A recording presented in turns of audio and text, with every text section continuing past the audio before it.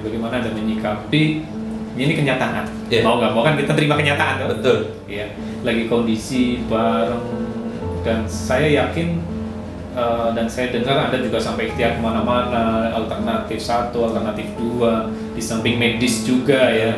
Tapi ikhtiar sudah maksimal, ternyata hasil memang Allah yang menentukan. Betul. Ya, akhirnya harus berpulang. Dan bagaimana menyikapi kenyataan seperti ini yang membuat Anda tidak down, tidak terlalu berlama-lama berlarut dalam suasana duka dan Anda cepat move on? Dari awal memang kita diajarkan sama guru-guru kita untuk selalu berhusnudzon, ya kan? Berbaik sangka. Iya, berbaik sangka ya kan. Dan itu saya terapkan kemana-mana dengan apapun dan dengan siapapun. Jadi ketika saya dikasih anugerah istri sedang sakit,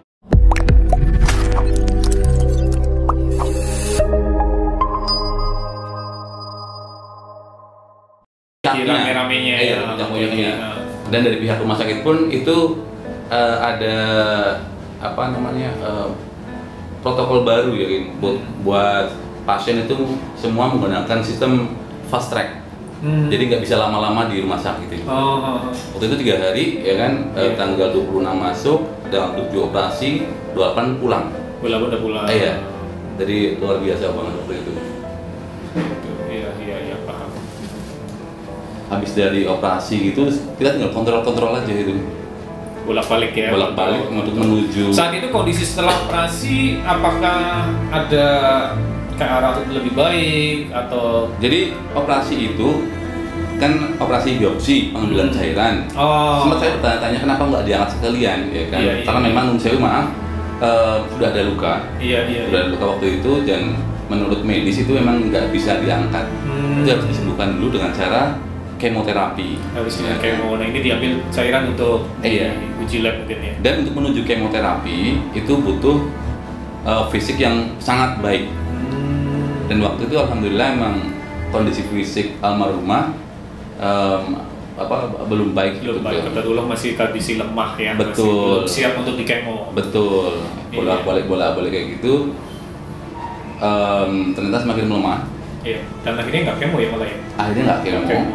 Dan beliau sampai minta pulang ke Purwokerto. Minta pulang ke Purwokerto ya kan.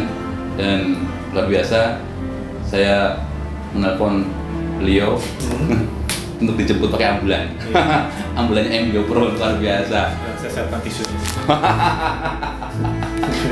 Iya, lanjut. Iya, saya dijemput ya, Masya Allah banget. Dari Purwokerto dijemput ke Jogja, ya kan, balik lagi Purwokerto. Dan sampai di Purwokerto itu waktu siang hari, ya kan, lalu disambut saudara-saudara saya, keluarga saya, dan waktu itu juga almarhumah sudah terkena dikubitus, ya kan? Jadi punggung karena memang berbaring terlalu lama, ada tekanan. Dan alhamdulillah saya waktu itu dibelikan juga sama teman-teman sahabat-sahabat saya, itu saudara-saudara saya, matras dikubitus ya. Terima kasih. Iya, kasih teman-teman nih yang sudah turut support ya. Iya, ini luar biasa. Sebentar, ya kan? Jadi saya rada review ke belakang, bukan untuk saya, kasarnya bagaimana kita menanam sebuah kebaikan, nanti kita juga akan menuai sebuah kebaikan. Itu poin. Itu luar biasa. Dan saya nggak tahu, kayaknya saya nggak pernah menanam kebaikan deh. Tetapi kebaikan yang akhirnya datang pada kita sebenarnya itu sebuah buah dari apa yang pernah kita lakukan masa lalu, dan kita nggak pernah ngerti. Iya. Justru kalau orang ikhlas yang memang dia berbuat baik itu tanpa dia punya kan lupa. Iya. Ketika kita masih mengingat-ingat kebaikan, ini kata motivator ya. Ketika kita masih mengingat-ingat kebaikan, itu belum ikhlas. Tapi kalau kita ikhlas itu udah lewat aja gitu. Iya. Tetapi itu luar biasa akan menjadi kebaikan yang akan kita panen di kemudian hari saat kita memang membutuhkan, dan Anda membuktikan. Iya. Mas Eko membuktikan. Saat itulah dimana banyak sekali orang-orang yang care ya. Luar biasa, bahkan bukan cuma di Purwokerto, di Jogja pun seperti itu. Ketika saya lagi dalam kesulitan dan kesulitan yang luar biasa, itu Allah itu memberikan jalan kemudahan-kemudahan yang saya juga nggak tahu, ya kan? Kok bisa dari A, C, B, dari itu, Masya Allah. Itu juga apa mungkin juga dari kebaikan-kebaikan. Iya, pasti itu bro. Pasti ada sudah diperhitungkan lah ya. Jadi nggak pernah kita rugi ketika kita menanam kebaikan. Betul. Begitu. Nah, dari perjalanan itu berarti berapa lama dari diagnosa sampai akhirnya kehendak Allah adalah almarhum harus 10 bulan. 10 bulan ya. Jadi hanya 10 bulan.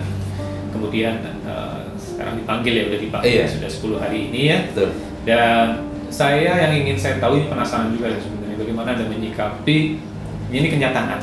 Mau nggak mau kan kita terima kenyataan kan? Betul. Ya, lagi kondisi bareng, dan saya yakin dan saya dengar Anda juga sampai ikhtiar kemana-mana, alternatif 1, alternatif 2, di samping medis juga ya. Tapi ikhtiar sudah maksimal, ternyata hasil memang Allah yang menentukan. Betul. Ya, akhirnya harus berpulang. Dan bagaimana menyikapi kenyataan seperti ini yang membuat Anda tidak down, tidak terlalu berlama-lama berlarut dalam suasana duka, dan Anda cepat move on?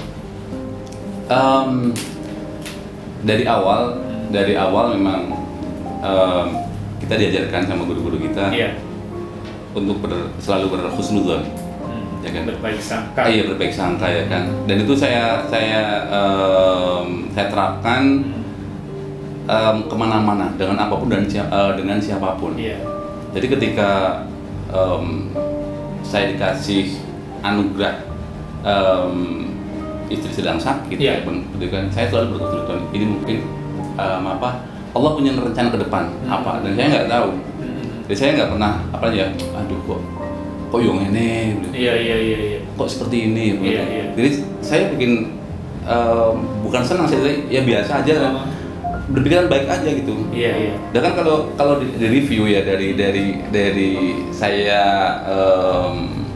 menikah dengan beliau, itu tantangannya luar biasa Mas Erik. Gitu ya? Iya. Dan saya selalu berpikiran baik dari situ.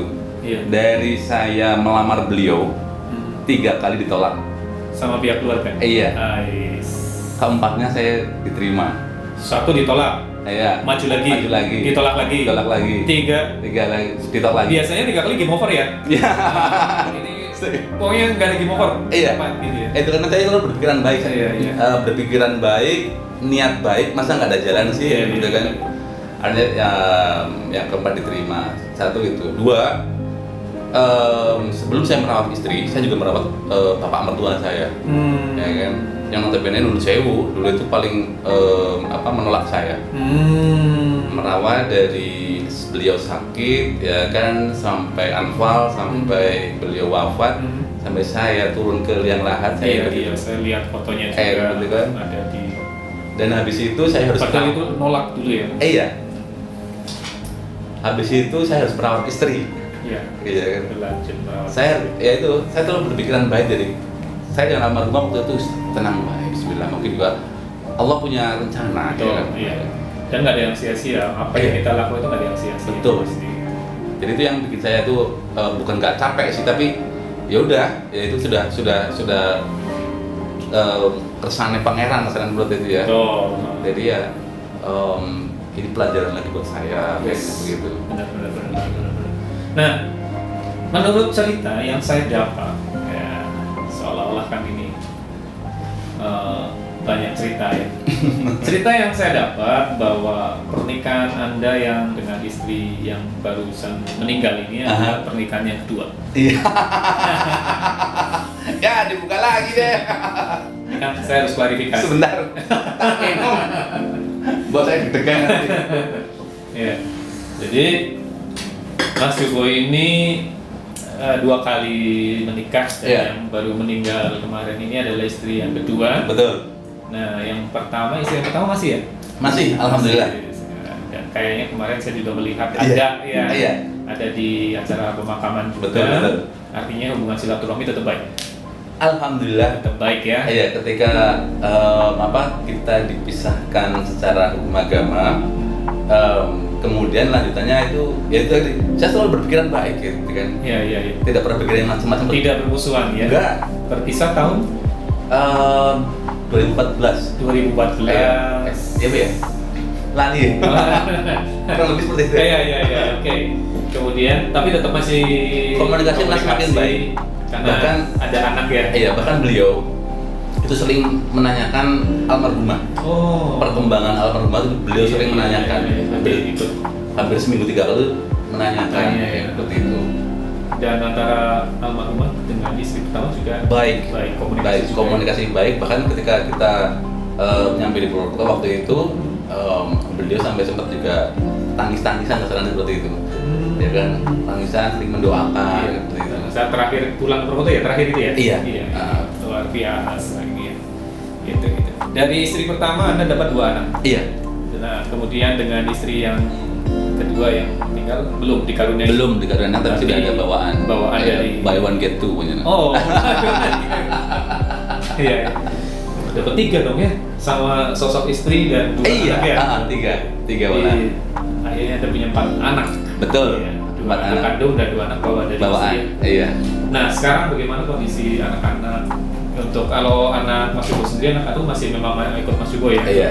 Kalau dari pihak almarhumah? Jadi memang saya belum menengok sana ya kan. Iya. Insya Allah dalam minggu ini karena memang besok tanggal 20 kita ada acara di pondok kan itu. Iya betul. Saya udah ngomong ke anak-anak saya yang di Jogja, emang sabar, ya mereka pun shock. Sering saya telepon, saya WA gitu. Supaya mau menerima kenyataan juga. Betul, ya. Seperti itu ya kan. Tadi saya mencontohkan beruntunglah kalian. Ya kan, saya sering nasihati anak-anak saya, beruntunglah kalian ya kan. Masih dikasih orang tua, dikasih ibu yang luar biasa. Apalagi waktu itu mama sakit, saya push mereka untuk berbaktilah kepada ibu. Ya kan? Ini adalah bakti yang luar biasa. Ibu lagi sakit ya kan, jangan bikin sedih ya kan, rawat ibu. Karena apa? Karena saya itu merawat ibu saya itu dari kelas 3 SD. Kelas 3 sampai ditinggal pergi kelas 4 SD. Jadi ketika saya merawat istri saya waktu kemarin itu saya serasa merawat ibu saya. Dan juga pernah melakukan sebelumnya. Iya, ketika saya menikah itu saya sering meneteskan air mata. Keringat ibu. Dan saya sembunyikan dalam tawa saya. Susah itu mah. Tapi harus disembunyikan. Iya. Saya nggak boleh terlihat sedih waktu itu di depan. Soalnya itu ketawa sampai keluar air mata gitu aja ya. Itu luar biasa. Masya Allah. Jadi saya dalam hati berterima kasih kepada ibu saya, mengajari saya dari kecil ya kan, mandiri, dan saya itu terapkan ke anak-anak saya semuanya. Mandirilah dari kecil ya. Jangan manja kalian. Jangan menggantungkan diri ke siapa. Iya, karena orang tua nggak selamanya mendampingimu. Yes, betul banget ini, keren. Dan teman-teman semua, mungkin bagi teman-teman yang belum tahu, Mas Yugo ini memang ya kalau kehadiran Mas Yugo ini di tengah-tengah teman-teman yang lain pasti akan membawa sosok gembira, ya.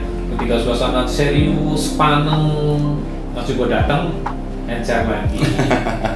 Jadi membuat penasaran yang lain ketika Mas Yugo ditimpa, ya boleh dikatakan ujian, sang istri panggil, kita semua penasaran kapan nangisnya. Ternyata kita nggak pernah menemui Mas Yugo nangis sampai selesai. Ternyata nangisnya ada waktu tersendiri dan tidak ada yang tahu. Nah, Mas Yugo ini dikenal di Purwokerto sebagai ya penghibur juga, pernah siaran di radio juga, penyiar, kemudian host di acara Dilekamin ya untuk review makanan-makanan. Bagi teman-teman boleh tuh masih yang rekamin ya, masih bisa ya. Undang, ya? Boleh. Banyak mana-mana kita di Jogja kan banyak kan. Review. Foto lah, video di sini lah. Wah, posisinya kan di Jogja kan gitu kan. Dan ini juga udah ada beberapa kan. Yang menunggu ya. Iya. Mungkin teman-teman yang punya usaha kuliner nanti boleh. Nah, kita akan kulik lebih banyak ya. Kita ambil pelajaran lebih banyak dari Mas Yugo kehidupan ini, karena belajar itu bisa dari siapa saja, dari mana saja, dari apa saja, dan di mana saja. Dan mudah-mudahan nanti dari cerita-cerita Mas Yugo ya, tadi sebagian kita sudah dengar dengan luar biasanya ketika harus ditinggal orang yang tercinta, tetapi masih bisa menampilkan sosok bahagia terutama di depan anak-anaknya, tentunya dia tidak ikut terbawa suasana. Betul. Ya, terus memotivasi anak-anaknya. Dan masih ada lagi cerita yang lain, tetapi teman-teman kita break dulu, tapi jangan sampai terputus di sini karena nanti banyak kisah-kisah menarik dari Mr. Hilal Amin Cubo Sigit Sarwo.